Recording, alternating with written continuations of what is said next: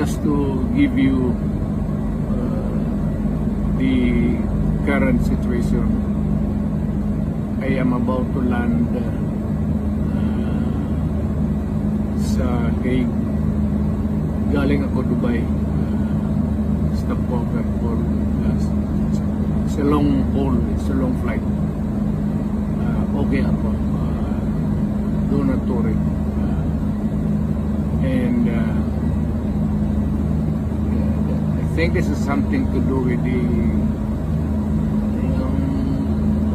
law and order noon.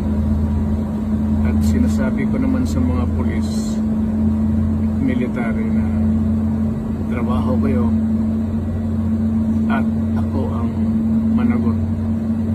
So ito na nga, for all of the